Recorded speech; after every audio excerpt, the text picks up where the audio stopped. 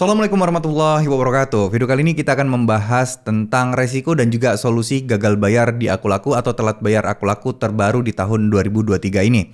Oke, buat teman-teman harus kenali dulu ya. Ketika teman-teman ingin berencana galbay, mungkin bukan berencana ya, tapi memang keadaan yang memaksa kalian untuk gagal bayar atau telat bayar. Nah, apa sih yang harus kita lakukan dan kita tahu dulu dengan siapa kita akan berhadapan dan kira-kira bagaimana proses penagihannya. Nah, ini kita harus bahas lebih lengkap ya. Jadi ketika kita galbay atau telat, nah ini di aku laku sendiri pun sudah ngasih info ya, bahwa proses penagihan di aku laku itu dilakukan oleh tenaga penagihan resmi yang sudah memiliki sertifikasi tenaga penagihan dari Lembaga Sertifikasi Profesi Pembiayaan Indonesia atau LSPPI. Nah, artinya jelas kalau kalian berhadapan dengan desi lapangan yang datang ke rumah, teman-teman harus minta, beneran nggak? Ini resmi nggak? Teman-teman harus tanya, apakah ini beneran dari aku laku atau tidak? Bilang aja, banyak modus penipuan pak. Dari kemarin saya itu terus didatengin aku laku dan ngaku-ngaku aku laku. Nih, bapak kalau beneran dari aku laku, coba tunjukkan sertifikatnya ya. Sertifikat ini penting banget, identitas, surat tugas, dan lain sebagainya, itu wajib untuk kalian ketahui dan minta ketika desi itu datang. Kalau nggak mau bagaimana? Ya udah, kalau nggak mau ya jangan dipersilahkan datang ya, jangan ditemui. Kalian nggak punya kewajiban untuk menemui mereka kalau mereka tidak bisa menunjukkan surat-suratnya.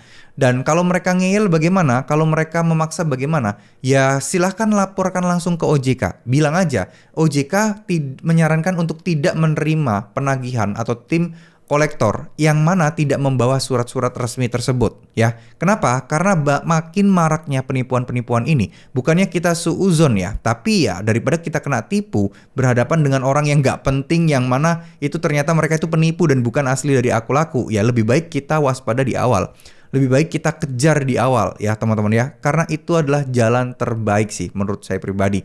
Karena dari kemarin tuh banyak banget yang komen, bang ada desi yang ngaku aku laku, terus kemudian saya udah bayar 50.000, orangnya minta uang transport dan lain sebagainya, tapi ternyata itu bukan dari desi aku laku. Nah saya juga nggak ngerti dari mana desi-desi abal-abal dan desi-desi palsu ini tahu alamatnya, tahu data pinjamannya dan seterusnya, itu juga kita bingung, bener nggak? Oke, jadi ini sudah resmi diinfokan di aku laku ya. Saya tadi lihat informasi resmi dari aku lakunya bahwa tim penagihan mereka itu sudah bersertifikasi semua.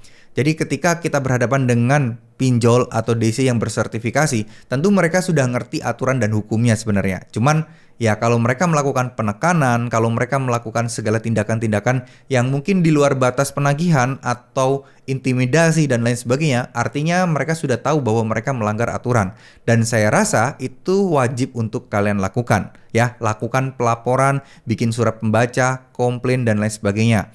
Banyak teman-teman itu yang bilang, bang, saya males nih lapor, ujung-ujungnya apa sih? Ujung-ujungnya ya nggak bakal ditanggepin, ujung-ujungnya cuman gitu-gitu aja. Nah, sekarang masalah terberatnya adalah gini, kalau semuanya berpikiran kalau misalnya kita lapor itu bakal sia-sia, ya gimana ya? Nanti takutnya ya nggak ada yang lapor, OJK nggak ngerti, ya masalah-masalah kayak gini tuh bakal terus berdatangan dan nggak ada jalan keluarnya gitu loh. Makin banyak yang lapor, tentunya akan kemungkinannya semakin tinggi untuk diperhatikan ya. Jadi jangan malas untuk lapor. Oke, terima kasih. Semoga video ini bisa bermanfaat. Wassalamualaikum warahmatullahi wabarakatuh.